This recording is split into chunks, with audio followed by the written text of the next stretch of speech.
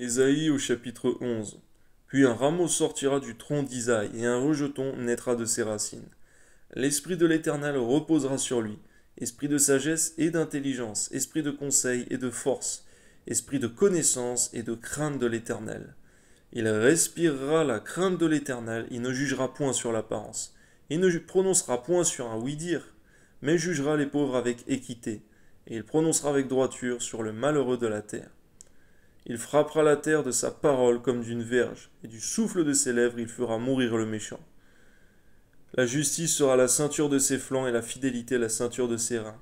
Merci parce que toutes ces choses, Seigneur, sont en Jésus-Christ. Le loup habitera avec l'agneau, et la panthère se couchera avec le chevreau. Le veau, le lionceau et le bétail qu'on engraisse seront ensemble, et un petit enfant les conduira. C'est vrai, Seigneur, toutes ces choses seront sous la gouvernance de Jésus-Christ.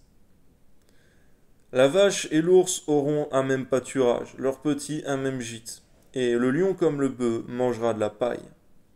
Le nourrisson s'ébattra sur l'antre de la vipère, et l'enfant sevré mettra sa main dans la caverne du basilic.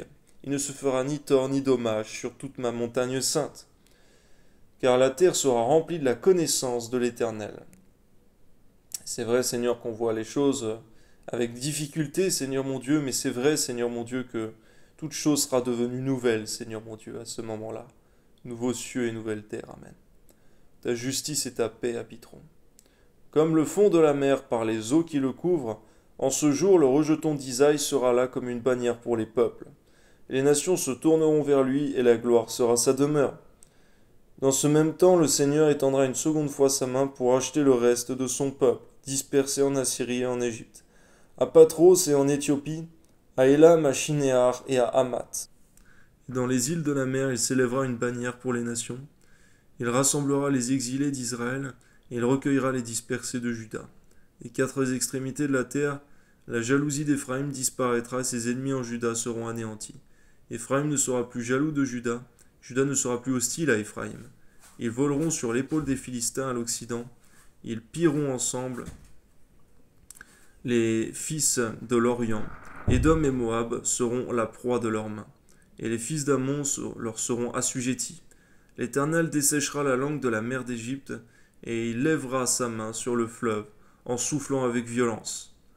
Il le partagera en 7 canaux, et on le traversera avec des souliers. Il y aura une route pour le reste de son peuple, qui sera échappé de la Syrie, comme il y en eut pour Israël, le jour où il sortit du pays d'Égypte. Amen.